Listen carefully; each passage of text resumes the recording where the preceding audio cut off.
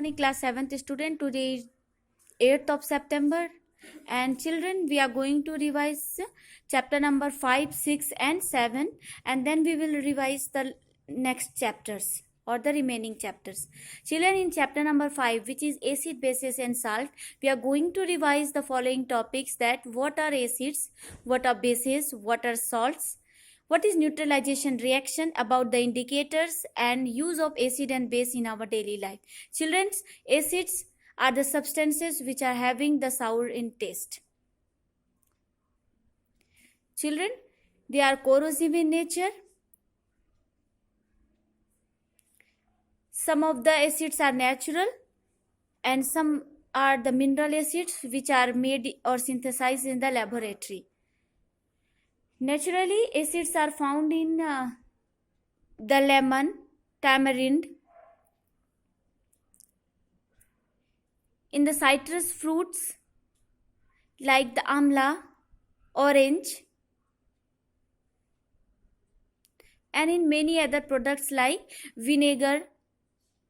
In the ant's bite, it also contains acid. Okay? Children, bases. Bases are the substances which are bitter in taste and sleepy to touch.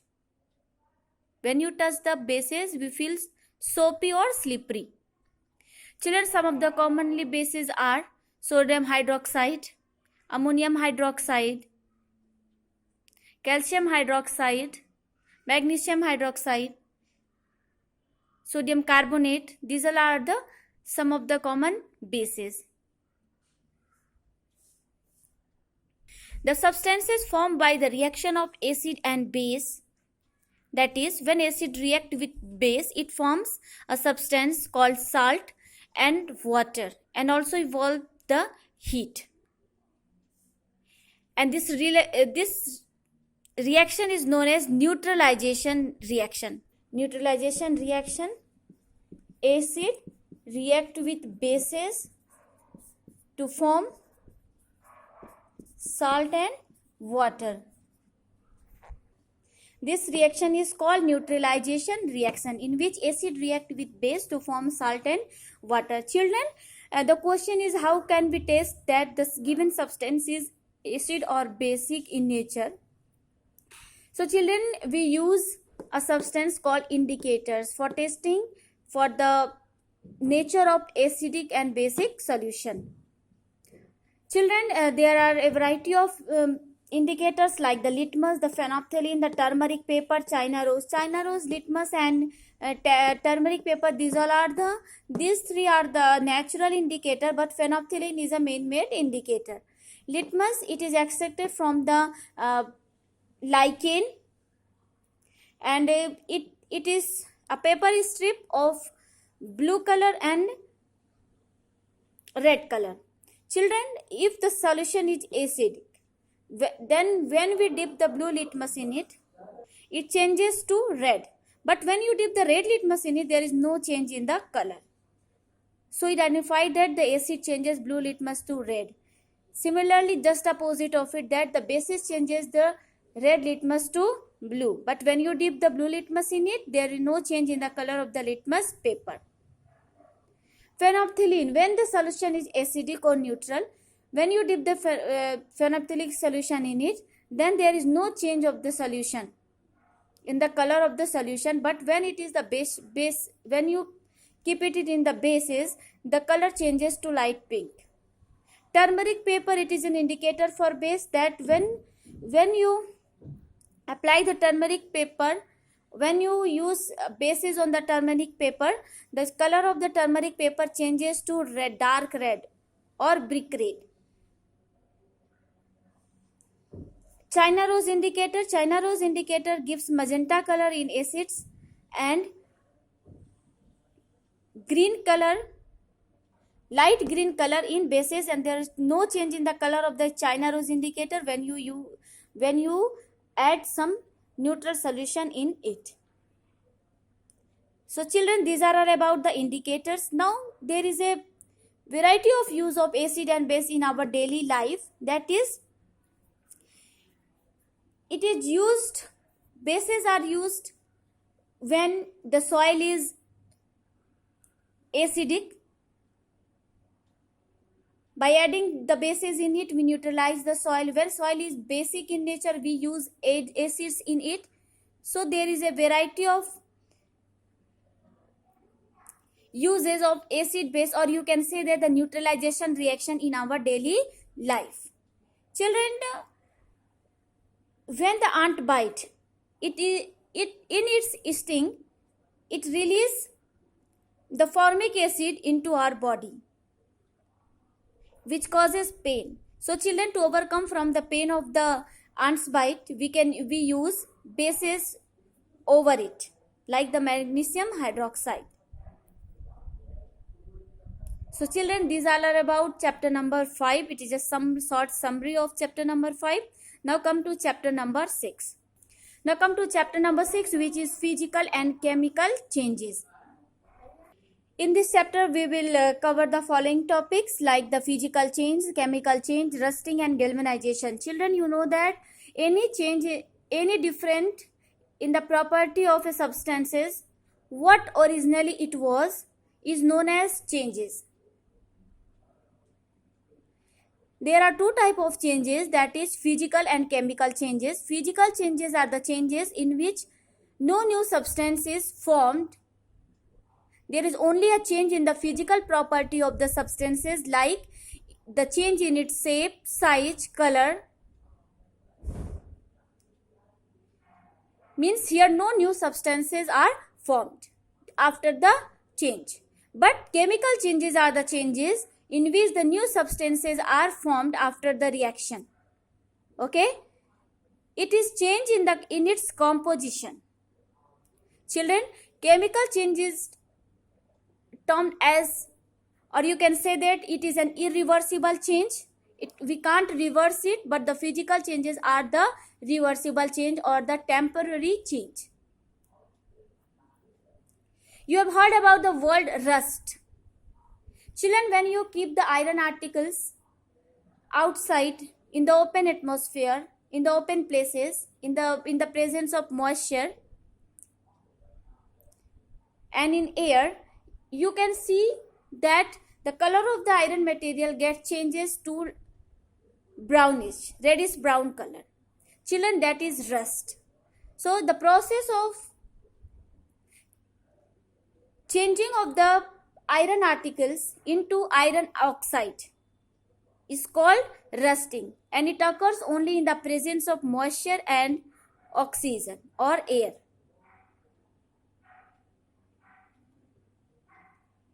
So children, due to the rusting, there is a heavy expensive loss in the iron articles which are used in the ships, in the bridges, etc. So children, so to overcome from this loss, we do a process called galvanization. It is a process in which there should be a coating of zinc over the iron materials, so as to prevent it from the direct contact of oxygen and moisture, and we can prevent it from the rusting. Another way we can prevent it by painting the iron articles. We can also prevent it from the rusting.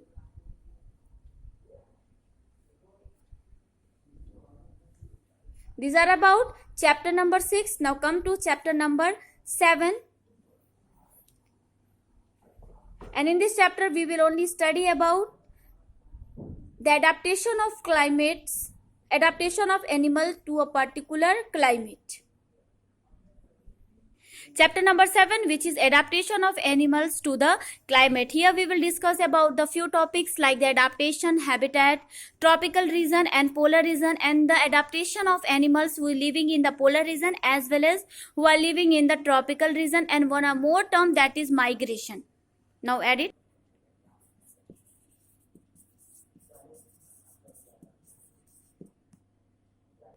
Children, you all know that all the living beings need a specific place for their survival. That place provides the particular things needed for their survival.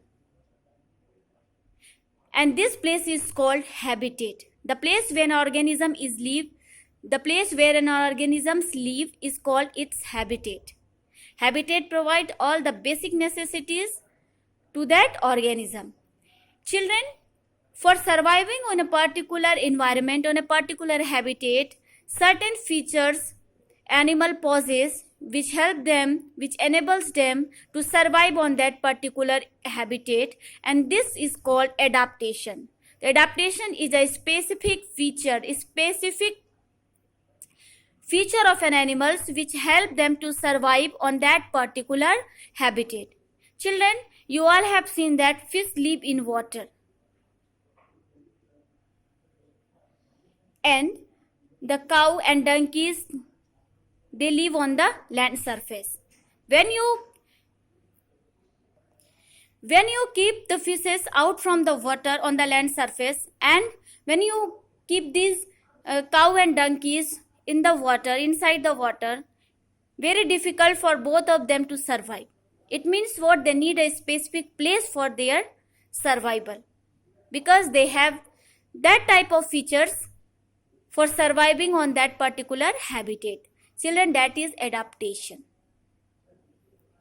So here we are going to discuss about the adaptation in the tropical region and in polar region. Tropical regions are the regions which are located near the equator. At that places, the climate is warm and humid, and due to the warm and humid climate, there is a plenty of rainfall, and due to which the tropical rainforests have a wide variety of flora and fauna, means plants and animals variety living or found on that particular region.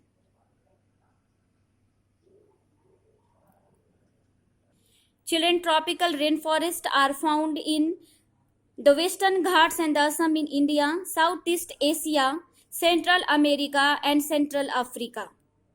The major type of animal living in the rainforest are the monkeys, the apes, gorillas, tiger, elephant, leopard, lizard, snake, birds and insects. So all these animals have a specific feature to survive in the tropical region. Now, polar regions.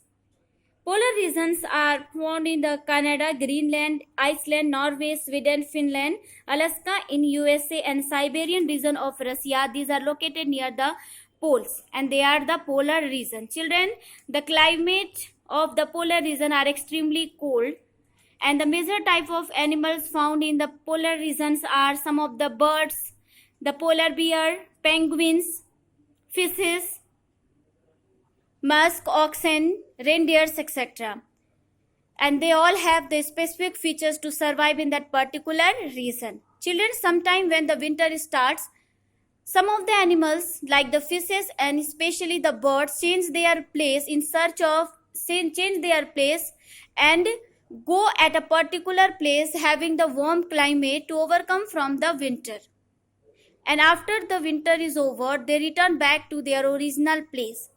So children, this process of changing the place by an organism, whether it is animal, bird, whatever, for a specific time interval in the winter season to overcome from the winter is called migration. You can say that the change in the place by an organism in search of hospitable condition is called migration. So children, one example of migration is the Siberian crane, which comes from Siberia to India, and the part is in Rajasthan, Haryana, in search of warm climate. So this is an example of migration. Children, these all are about chapter number 7. So children, we have revised chapter number 5, 6 and 7. Thank you. Have a very good day.